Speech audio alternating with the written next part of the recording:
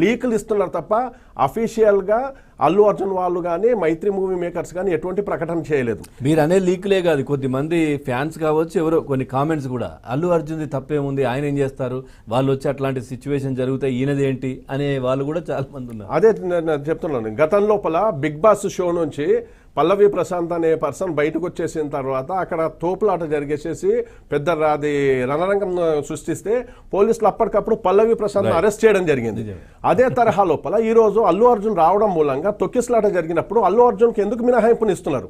చాలా తెలివిగా పోలీసులు కూడా ఇప్పటికీ కూడా వాళ్ళకు తొత్తులుగా వారి అది వ్యవహరిస్తున్నారు. ఈ రోజు కూడా ఇంత ప్రజా వ్యతిరేకత వస్తున్న సందర్భం లోపల కూడా కేవలం అల్లు అర్జున్ సెక్యూరిటీ సిబ్బంది చేసిన అత్యుత్సాహం మూలంగా తొక్కిసలాట జరిగింది అంటున్నారు. కానీ అల్లు అర్జున్ అక్కడికి రావడం అనేది పెద్ద తప్పు.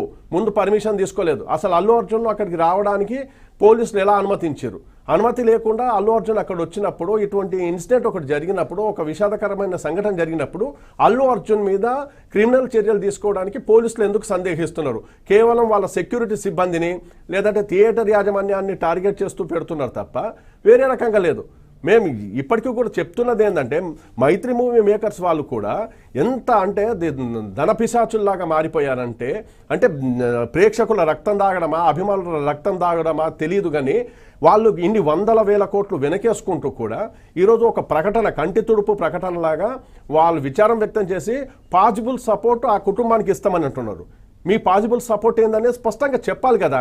ఇన్ని వందల కోట్లు వస్తున్నప్పుడు ₹1 పరిహారం ప్రకటించాలని చెప్పేసి అన్నారు. కాకపోతే ఈరోజు పోలీసు వాళ్ళ ప్రకటన చూస్తే అల్లు అర్జున్ అనే పర్సన్ ఏమాత్రం సమాజం పట్ల బాధ్యత లేకుండా, ప్రజల ప్రాణాల పట్ల బాధ్యత లేకుండా, ఎటువంటి సమాచారం లేకుండా అక్కడికి వచ్చి తొక్కిసలాటకు కారణమయ్యాడు. కాబట్టి ₹1 కాదు, ఆ కుటుంబానికి ₹10 కోట్ల పరిహారం ఇచ్చినా కూడా తక్కువే అవుతుంది. ఖచ్చితంగా వీళ్ళ మీద క్రిమినల్ చర్యలు తీసుకునాలి. ఇటువంటి ఇన్సిడెంట్స్ మళ్ళీ ఫ్యూచర్లో జరగకుండా ఉండడానికి పోలీసులు ఇటువంటి బెనిఫిట్ షోలకు పర్మిషన్లు ఇవ్వడం అనేది జరగకూడదు. రెండవది వచ్చేసేసి తొక్కిసలాట జరిగిన సంధ్య థియేటర్ లోపల ఈరోజు మళ్ళీ షోలు యథాతథంగా ఎట్లా నడిపిస్తారండి? ఒక క్రైమ్ జరిగిన ఇన్సిడెంట్ ప్లేస్ లోపల ఆ ప్రాంతాన్ని సీజ్ చేసి పెట్టాలి కదా.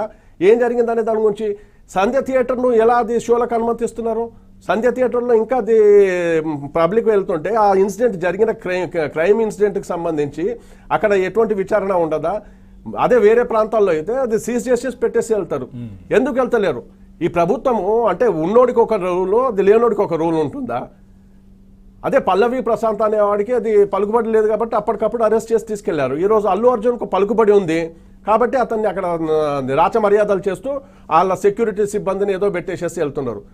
ఇంతకుముందు గతం లోపల ఏ రకంగా ఉంటుందంటే సంపన్నులు యాక్సిడెంట్